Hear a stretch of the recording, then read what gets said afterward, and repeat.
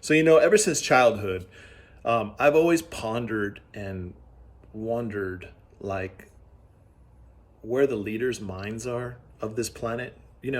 I should say leaders, because their priorities regarding like public health, restoration of like the planet's natural resources and sustainability, the grid itself, right, should be a huge priority regarding like protection. Because if the grid goes down, right, there is no more civil services. There's just no more anything. It's pretty much you go back into the caveman days, right? And this is going to that would create a lot of chaos.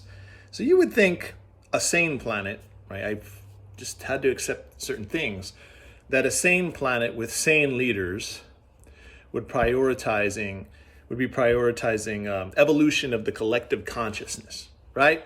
Good health, positive vibes, restoration and sustainability of the environment with good food, good soil, going into the public school systems and get rid of that nonsense education. It's basically Rockefeller education. It's not really education. Get rid of that shit and start actually implementing what the kids' talent actually is. So you find what the teachers find the talent of the kids, what they see, and they would teach the child how to capitalize on that talent. So maybe they see the kid likes to draw a lot. Okay, they have their creative part of their mind is activated, right? And so you're going to want to guide the kid into artwork and creativity, right? But you want to teach them how to meditate first, to sort of like draw in their mind's eye or retrieve information in the blank canvas in their mind, so they can draw, so they can, whatever they're experiencing, like downloading, they can apply it on the paper, right? Or maybe the kid likes the engineering stuff, so they're always playing with the Legos and building blocks and things like that. So then you're going to want to get the kid and teach the kid, oh, this might be a future engineer. Let's teach the kid how to access more information about engineering by meditating and implementing guiding them, right, towards engineering. Maybe the kid is a musician, right, likes to sing or find instruments, and then you would just basically capitalize on that talent, right? But first you'd have to teach them how to access it more readily available. So the priorities of this planet is just insane. Okay, they don't really care about the grid. I had actually not only on Facebook but on Twitter. This is back in 2021, right? Had warned, of this. And so we look at Elon Musk's tweet here, right? Major geomagnetic solar storm happening right now, biggest in a long time. Starlink satellites are under a lot of pressure, but how did it upset this far? Okay, so back in 2021 here, I said, and this is just a recent tweet, right? Once upon a time in 2021, I warned you and the Department of Energy. And let's go ahead with this tweet. I know you want to play your role and help humanity and becoming an interplanetary species. The question I have is, after you establish colonization, who gets the ticket? The hypocritical elite, the puppet politicians, the planet's electromagnetic field is failing, and the sun's solar cycle has an extremely high probability of hitting Earth with a powerful CME solar flare. I checked the probability in the esoteric information field, meaning Akashic record field. This is before NOAA came out with the computer prediction model. It would be wiser to work with the DOE, Department of Energy, in securing the grid. So there it is. Since 2019, I've been saying this stuff because, you can feel the power when the CMEs and the solar flares eject plasma and basically the fire element, and your sensitive and your electromagnetic field has expanded, right? Expanded consciousness. You feel everything, man, everything. And then you see everything, okay? But the point is this here, okay? This planet's priorities are fucking insane, okay? I discussed that earlier.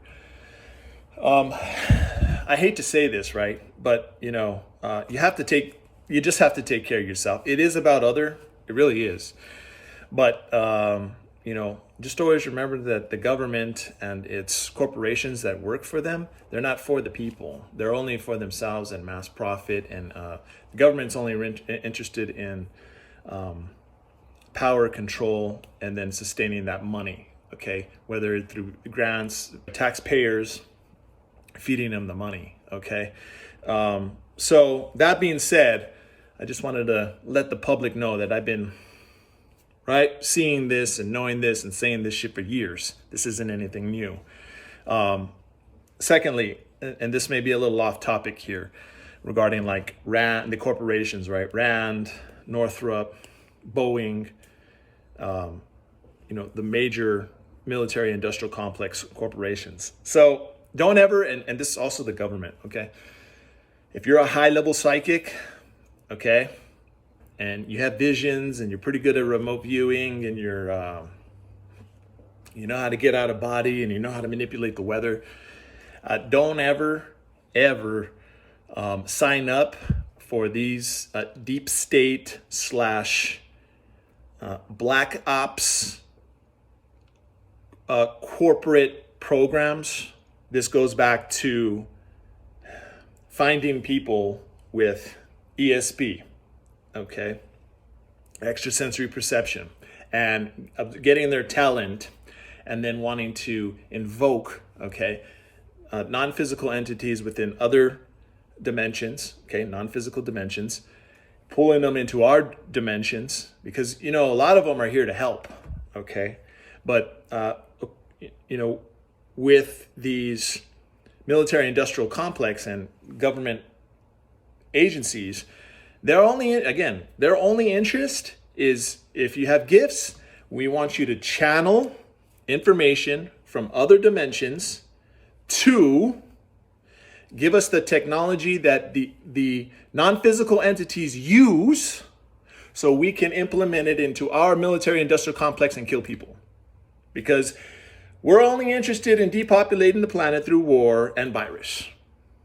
Okay? So if you're a high-level psychic, don't join these sinister groups. Okay? This is a good warning. Now, after invocation, whether that be CE5 protocol or your own meditation technique or Hive, the military industrial complex black ops, what they do is they use electromagnetic pulse scalar weapons.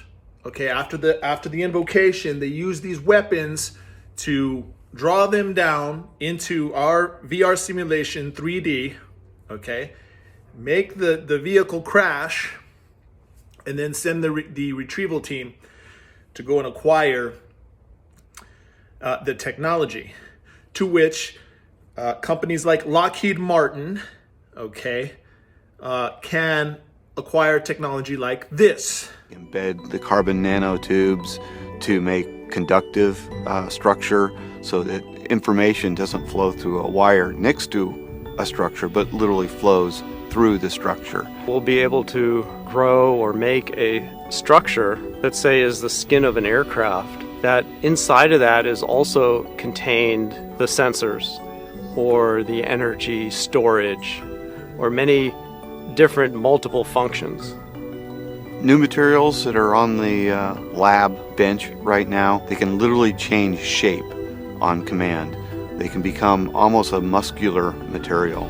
We could have an airplane that optimizes its shape for the different flight conditions it's in. There's definitely a lot of amazing technology that's going on with the Lockheed Samurai, based on a small maple seed-like looking device. The fact that we can package enough energy for something like that to fly and still carry a sensor, a camera, enough control capability for it to fly is amazing to me. As we go forward, we're going to find new ways of using these unmanned vehicles. They'll probably be autonomous. So they'll be like UAVs, but carry cargo around where there are currently no infrastructure in place. We may have small swarms of small vehicles interacting with a larger vehicle that basically combines the information from that swarm. So maybe one vehicle flies a small distance and another vehicle learns from it and knows which way to fly. Probably what makes sense is a heterogeneous swarm. One where not every element of the swarm is the same. Some elements of the swarm carrying sensors, some carrying other types of electronics. So it's an adaptable system that can adapt to a changing environment and a changing future that is difficult for us to predict. The true value of research is not in the answer you get that you knew you were looking for, but the answer that you find that you didn't know to look for.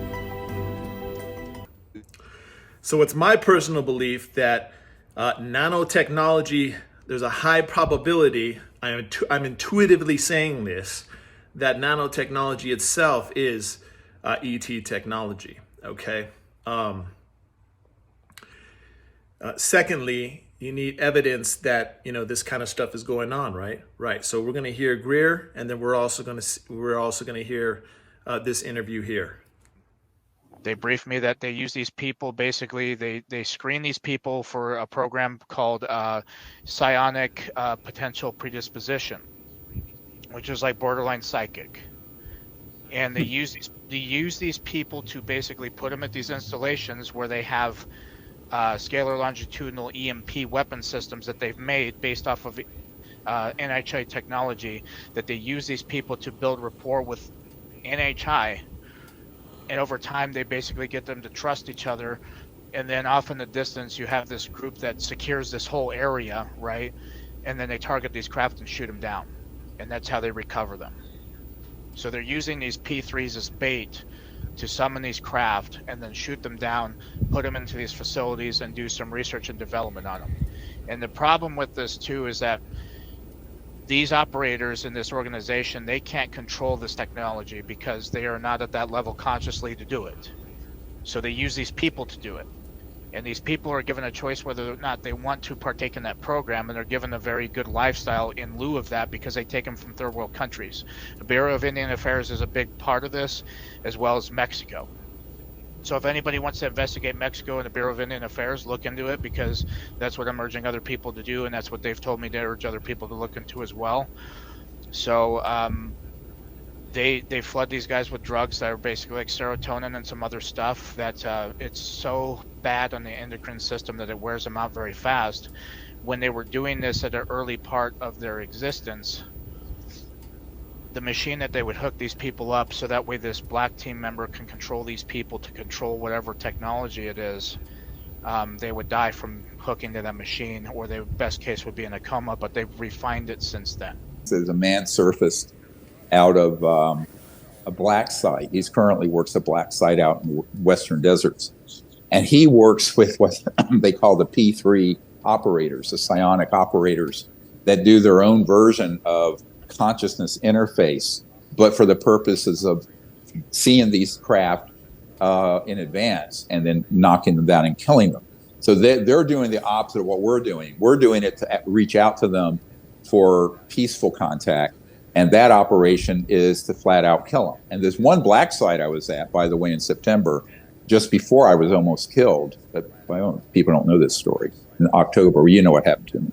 And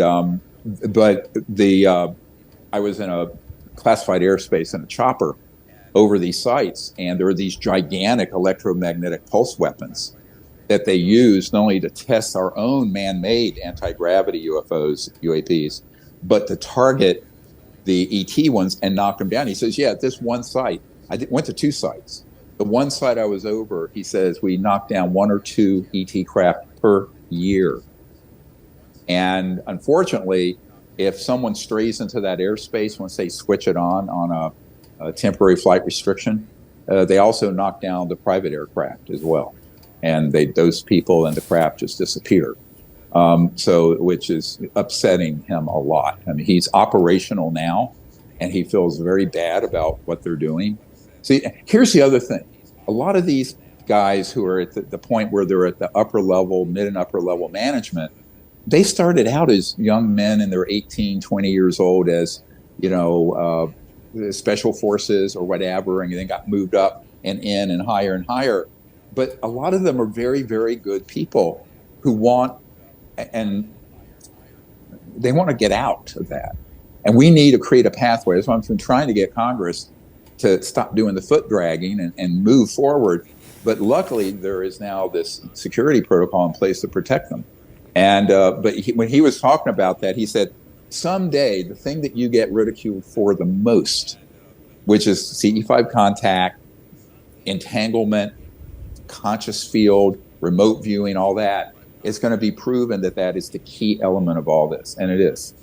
So that's what you're going to be learning in Temecula, July 26, 27, 28. And in fact, he was on my roof terrace here.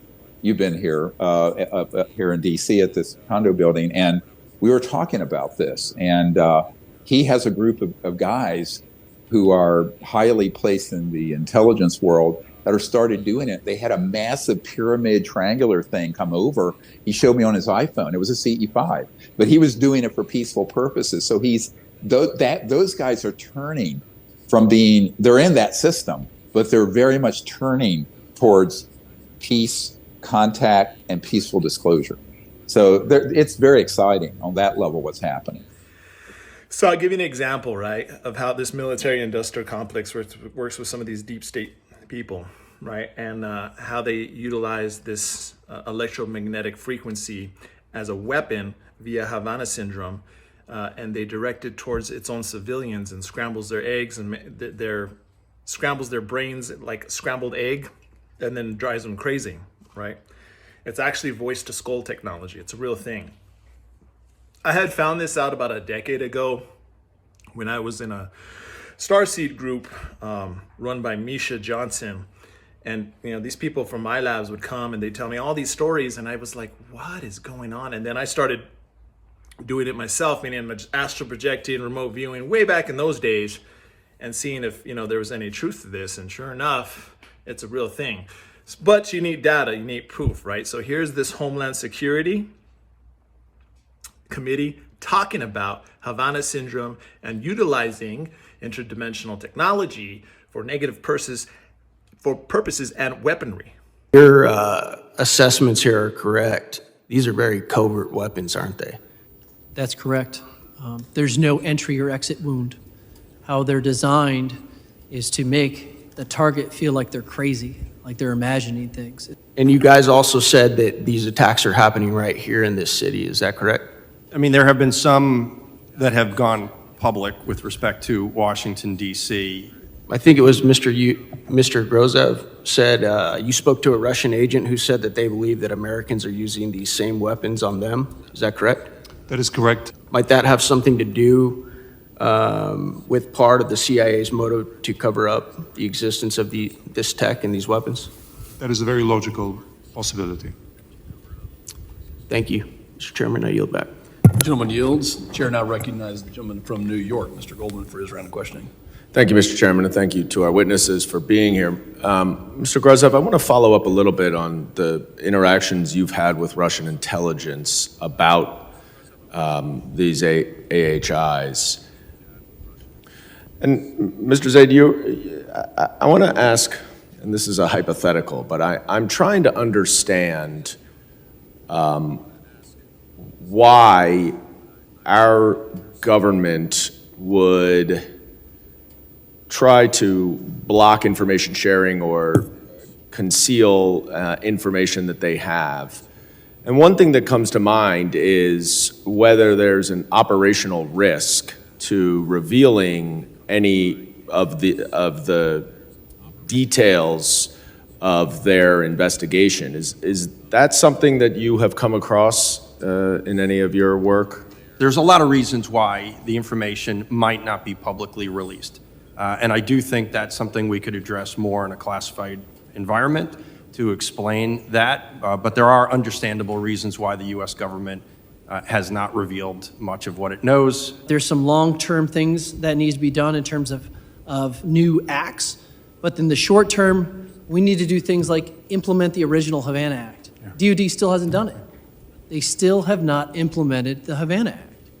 And we need a VA diagnostic code. Thanks to the VFW brothers and sisters that are here today and for your meeting earlier, we don't have a VA diagnostic code for the 500-some DoD survivors.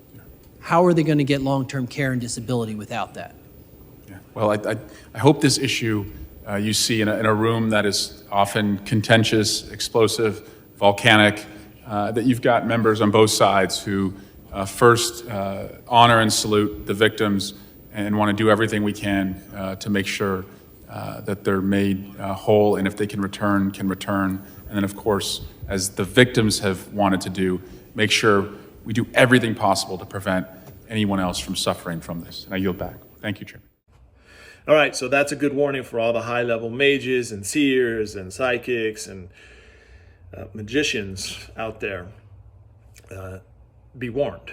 Okay, when the government comes knocking, or these fucking corporate goons, come at your door. I don't care how much money they offer you. I don't care the perks and the benefits, and during this cyclical cycle, when the end of the world comes, you're going to be the chosen one. We'll stash you in the bunkers.